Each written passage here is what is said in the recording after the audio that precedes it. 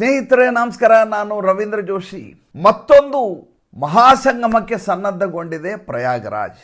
ಕಳೆದ ಬಾರಿ ಮಹಾಕುಂಭ ನಡೆದ ಸಂದರ್ಭದಲ್ಲಿ ತ್ರಿವೇಣಿ ಸಂಗಮದಲ್ಲಿ ನಾನು ನನ್ನೆಲ್ಲ ಸಾಮಾಜಿಕ ಪರಿವಾರದ ಬಂಧುಗಳಿಗಾಗಿ ತಾಯಿ ಗಂಗೆಯಲ್ಲಿ ಆಶೀರ್ವಾದವನ್ನು ಬೇಡಿದ್ದೆ. ಈಗ ಮತ್ತೆ ಅಂಥದ್ದೊಂದು ಭವ್ಯವಾದಂಥ ವಿರಾಟ ಸ್ವರೂಪದ ಒಂದು ಮೇಳ ಇವತ್ತಿನಿಂದ ಶುರುವಾಗಿದೆ. ಜನವರಿ 3, 2026 ಪುಷ್ಯ ಮಾಸ ಪೌರ್ಣಿಮೆಯ ತಿಥಿಯ ಸಂದರ್ಭದಲ್ಲಿ ಇವತ್ತು ಬೆಳಗ್ಗೆ ಮೊದಲ ಪುಣ್ಯ ಸ್ನಾನ ನೆರವೇರಿತು ಈ ಪ್ರಯಾಗರಾಜ್ನಲ್ಲಿ. ಮುಂಚೆ ಇದಕ್ಕೆ ಅಲಹಾಬಾದ್ ಅಂತ ಕರಿತಿದ್ರು, ಈಗ ಪ್ರಯಾಗರಾಜ್ ಅಂತ ನಮ್ಮ ಮಹಾರಾಜ್ಜಿ ಯೋಗಿಜಿ ಬಂದ ಮೇಲೆ ಅದಕ್ಕೆ ಪ್ರಯಾಗರಾಜ್ ಅಂತ ಹೆಸರಿಟ್ಟಿದ್ದಾರೆ. 2 ಕುಂಭಮೇಳಗಳು ನಡೀತವೆ. ತಮ್ಗೆ ಗೊತ್ತಿದೆ, ಒಂದು ಅರ್ಧ ಕುಂಭ 6 ವರ್ಷಕ್ಕೊಂದು ಸಲ, ಮಹಾಕುಂಭ 12 ವರ್ಷಕ್ಕೊಂದು ಸಲ. ಪ್ರತಿ ವರ್ಷ ನಡೆಯೋದಕ್ಕೆ ಮಾಘಮೇಳ ಅಂತ ಕರೀತಾರೆ.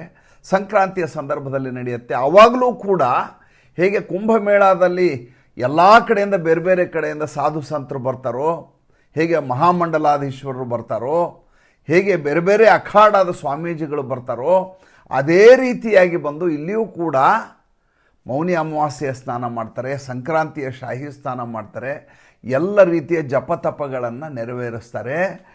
ಸುಮಾರು 30 ದಿನಗಳ ಕಾಲ ಕಲ್ಪವಾಸ ಮಾಡಿ ತಾಯಿ ತ್ರಿವೇಣಿ ಸಂಗಮದಲ್ಲಿ ಸ್ನಾನ ಮಾಡಿ ದೇವರನ್ನು ಆರಾಧಿಸುವಂಥ ಪ್ರಕ್ರಿಯೆ ನಡೀತದೆ.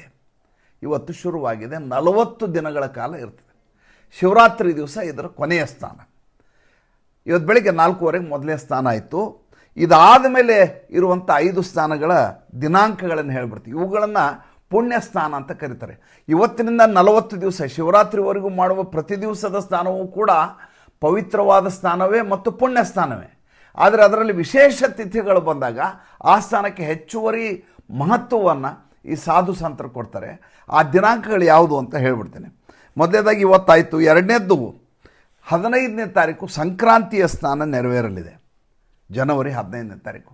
ಅದಾದ ಮೇಲೆ 18ನೇ ತಾರೀಕು ಮೌನಿ ಅಮಾವಾಸ್ಯ ಸ್ನಾನ, ಜನವರಿ 18. 23ನೇ ತಾರೀಕು ಜನವರಿ, ಅವತ್ತು ಬಸಂತ ಪಂಚಮಿ ಸ್ನಾನ ಅಂತ ಇದೆ. 1ನೇ ಫೆಬ್ರವರಿಗೆ ಮಾಘಿ ಪೌರ್ಣಿಮಾ ಸ್ನಾನ, ಅಂದರೆ ಬರೋಬ್ಬರಿ ಅದಾದಮೇಲೆ ಇನ್ನೊಂದು ಸ್ನಾನ ಮಾತ್ರ ಉಳಿಯುತ್ತೆ. 15ನೇ ಫೆಬ್ರವರಿಗೆ ಶಿವರಾತ್ರಿಯ ಸ್ನಾನ. ಹೀಗೆ ಒಟ್ಟು 6 ಸ್ನಾನಗಳನ್ನು ಅಲ್ಲಿ ವಿಶೇಷವಾಗಿ ಮಾಡುವಂಥ ಸಂಪ್ರದಾಯ ನಮ್ಮ ಸನಾತನಗಳಲ್ಲಿರೋದು. ನೀವು ಕಳೆದ ಬಾರಿ ಯಾವ ರೀತಿ ಇಡೀ ದೇಶ ನಿಬ್ಬೆರಗಾಗುವ ಹಾಗೆ ಯೋಗಿ ಆದಿತ್ಯನಾಥ್ ಮಾಡಿದರೋ ಅದರ ತದ್ರೂಪು ಈ ಬಾರಿಯೂ ಕೂಡ ವ್ಯವಸ್ಥೆಗಳನ್ನು ಮಾಡಿದ್ದಾರೆ. ಅದಕ್ಕಿಂತ ಹೆಚ್ಚಾಗಿ ಈ ಬಾರಿ ಹೆಚ್ಚು ಅಚ್ಚುಕಟ್ಟಾಗಿ ನೆರವೇರುವ ಹಾಗೆ ನೋಡ್ಕೊಂಡಿದ್ದಾರೆ. ಯಾಕೆಂದರೆ ಈ ಬಾರಿ ಆ ಜನಸಂದಣಿ ಇರಲಾರದು. ಯಾವ 40-45 ಕೋಟಿ ಜನ ಬಂದ್ರಲ್ಲ, ಆ ಜನಸಂದಣಿ ಇರಲಾರದು. ಸುಮಾರು ಒಂದು 10 ಕೋಟಿ ಜನ ಬರಬಹುದು ಈ 40 ದಿವಸಗಳಲ್ಲಿ ಅನ್ನುವಂಥ ನಿರೀಕ್ಷೆ ಇದೆ. ಯಾವಾಗ ಈ ವಿಶೇಷ ಸ್ಥಾನಗಳಿದ್ದಾವಲ್ಲ, ಈ ದಿನಾಂಕಗಳಂದು ಹೆಚ್ಚಿನ ಜನ ಬರುವಂಥ ನಿರೀಕ್ಷೆ ಇದೆ. ಈಗಾಗಲೇ ಅದಕ್ಕಾಗಿ ಮಾಡಿರುವಂಥ ಒಂದಷ್ಟು ತಯಾರಿಗಳನ್ನು ತಮಗೆ ಹೇಳ್ಬಿಡ್ತೇನೆ. 65 ಹೆಕ್ಟೇರ್ನಲ್ಲಿ ಈ ಇಡೀ ಆ ಸಿಟಿ, ಟೆಂಟ್ ಸಿಟಿ ಏನಿದೆ ಅದರ ನಿರ್ಮಾಣ ಆಗಿದೆ. ಅಲ್ಲಿ ಯಥಾ ಪ್ರಕಾರ ಈ ಮಂಡಲಾಧೀಶ್ವರರಿಗೆ, ಆಮೇಲೆ ನಾಗಾ ಸಾಧುಗಳಿಗಾಗಿ, ಈ ಕಲ್ಪವಾಸ ಮಾಡುವವರಿಗಾಗಿ ಟೆಂಟ್ಗಳನ್ನು ಕೊಡಲಾಗಿದೆ. 8 ಸೆಕ್ಟರ್ಗಳನ್ನಾಗಿ ವಿಭಜಿಸಲಾಗಿದೆ. ಅದನ್ನು 65,000 ಶೌಚಾಲಯಗಳ ನಿರ್ಮಾಣ ಮಾಡಿದ್ದಾರೆ. ಅದಕ್ಕಾಗಿ 3,300 ಜನ ಸಫಾಯಿ ಕರ್ಮಚಾರಿಗಳು ದಿನದ 24 ಗಂಟೆಯೂ ಕೂಡ ಸ್ವಚ್ಛತಾ ಕಾರ್ಯದಲ್ಲಿ ತೊಡಗಿರ್ತಾರೆ, ಪೌರಕಾರ್ಮಿಕ ಸಿಬ್ಬಂದಿಗಳು. ಆಮೇಲೆ 0 ಪಾಲಿಥೀನ್ ವ್ಯವಸ್ಥೆಯನ್ನು ಮಾಡಲಾಗಿದೆ. ಎಲ್ಲಿಯೂ ಕೂಡ ಪ್ಲಾಸ್ಟಿಕ್ಕನ್ನು ಬಳಸಲಾಗುವುದಿಲ್ಲ. ಆಮೇಲೆ ಈ ಬಾರಿ ಯಾರು ಇದನ್ನು ದುರ್ಬಳಕೆ ಮಾಡ್ಕೋಬಾರ್ದು ಅನ್ನುವಂಥ ಕಾರಣಕ್ಕೋಸ್ಕರ ಪೇಡ್ ಬೈಕ್ ಸರ್ವೀಸ್ಗಳನ್ನು ಉತ್ತರ ಪ್ರದೇಶದಲ್ಲಿ, ವಿಶೇಷವಾಗಿ ಪ್ರಯಾಗರಾಜ್ನಲ್ಲಿ ವ್ಯವಸ್ಥೆಯನ್ನು ಮಾಡಲಾಗಿದೆ. ಪ್ರತಿ ದಿವಸ ಲಖನೌನಿಂದ ಸುಮಾರು 500 ವಿಶೇಷ ಬಸ್ಗಳು ಪ್ರಯಾಗರಾಜಿಗೆ ಬರ್ತವೆ. ಯಾವತ್ತು ವಿಶೇಷ ದಿನ ಇದೆ, ಸ್ನಾನ ಇದ್ದ ದಿವಸ. ಉಳಿದ ದಿವಸ 100 ಬಸ್ಗಳನ್ನು ಪ್ರಯಾಗರಾಜ್ಗೆ ಬಿಡುವಂಥ ವ್ಯವಸ್ಥೆ ಮಾಡಲಾಗಿದೆ. ಜೊತೆಗೆ ವಿಶೇಷವಾದ ಟ್ರೈನ್ಗಳನ್ನು ಎಲ್ಲ ಕಡೆಯಿಂದ ಪ್ರಯಾಗರಾಜ್ಗೆ ಬರುವಂಥ ವ್ಯವಸ್ಥೆಯನ್ನು ಕೇಂದ್ರ ರೈಲ್ವೆ ಇಲಾಖೆ ಮಾಡಿದೆ. 14 ಪೈಂಟೂನ್ ಪೂಲ್ಗಳನ್ನು ಮಾಡಲಾಗಿದೆ ಈ ಸಲ. ಅಂದರೆ ಒಂದು ಭಾಗದಿಂದ ಇನ್ನೊಂದು ಭಾಗ ಹೋಗಲಿಕ್ಕೆ ಸೇತುವೆಗಳನ್ನು ನಿರ್ಮಾಣ ಕಳೆದ ಸಾರಿ ಮಾಡಿದ್ದು ನೋಡಿದರೆ ಈ ಬಾರಿ ಅದಕ್ಕೆ ಕೇಸರಿ ಬಣ್ಣವನ್ನು ಕೂಡ ಹಾಕಲಾಗಿದೆ. ನೋಡಿದ ತಕ್ಷಣ ನಿಮಗೆ ಈ ಸನಾತನ ಧರ್ಮ ರಾರಾಜಿಸಬೇಕು, ವಿಜೃಂಭಿಸಬೇಕು, ಆ ರೀತಿಯ ವ್ಯವಸ್ಥೆಯನ್ನು ಮಾಡಲಾಗಿದೆ. ಪ್ರತಿ ದಿವಸ ಸಂಜೆ ಎಲ್ಲ ಕಡೆ ಯಥಾ ಪ್ರಕಾರ ಈ ಮಹಾಮಂಡಲಾಧೀಶ್ವರರು ಎಲ್ಲಿರ್ತಾರೋ, ಎಲ್ಲಿ ನಾಗಸಾಧುಗಳಿರ್ತಾರೋ ಅವ್ರು ಎಲ್ಲ ಕಡೆ ಕೀರ್ತನಗಳು ನಡೀತಾನೆ ಇರ್ತವೆ. ಪ್ರವಚನಗಳು, ಸಂಕೀರ್ತನಗಳು, ಭರತನಾಟ್ಯ, ಹಾಡು, ನೃತ್ಯ, ಭಕ್ತಿಗೀತೆ ಇವೆಲ್ಲವೂ ನಡೆದಿರ್ತಾವೆ. ಅದು ಹಬ್ಬದ ವಾತಾವರಣ. ನಿಮ್ಗೆ ಯಾರು ಹೋಗಿ ಬಂದಿದ್ದೀರಿ ಅವ್ರಿಗೆ ತುಂಬ ಚೆನ್ನಾಗಿ ಗೊತ್ತಿರುತ್ತೆ. ಸ್ವತಃ ಸರ್ಕಾರವೇ ಅಲ್ಲಿ ಇಲಾಖೆ ಕೂಡ ಪ್ರತಿ ದಿವಸ ಪೌರಾಣಿಕವಾದಂಥ ಪುರಾಣಕ್ಕೆ ಸಂಬಂಧಪಟ್ಟಂಥ ಒಂದೊಂದು ದೃಶ್ಯಾವಳಿಯನ್ನು ಅಲ್ಲಿ ವೇದಿಕೆಯ ಮೇಲೆ ತೋರಿಸುವಂಥ ವ್ಯವಸ್ಥೆಯನ್ನು ಯೋಗಿ ಆದಿತ್ಯನಾಥ್ ಅವರು ಮಾಡಿದ್ದಾರೆ. ಈ ಬಾರಿ ಕೂಡ ಟೆಂಟ್ ಸಿಟಿಯನ್ನು ಮಾಡಲಾಗಿದೆ.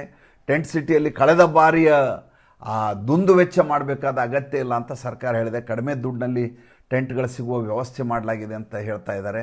ಜೊತೆಗೆ ಈ ವಿಶೇಷ ಸ್ನಾನಗಳ ದಿನಾಂಕ ಹೇಳಿದ್ನಲ್ಲ ನಿಮಗೆ, ಇನ್ನೊಂದು ಸಲ ಹೇಳ್ಬಿಡ್ತೀನಿ. ಇವತ್ತು ಒಂದು ಸ್ನಾನ ಆಯಿತು. 2ನೇ ಸ್ನಾನ 18ನೇ ತಾರೀಕು ಮೌನಿ ಅಮಾವಾಸ್ಯೆ ದಿವಸ ಆಗುತ್ತೆ. ಅದಕ್ಕಿಂತ ಮುಂಚೆ ಸಂಕ್ರಾಂತಿ ದಿವಸ ಸ್ನಾನ ಆಗುತ್ತೆ. 23ನೇ ತಾರೀಕು ಬಸಂತ ಪಂಚಮಿ ಸ್ನಾನ ಆಗುತ್ತೆ.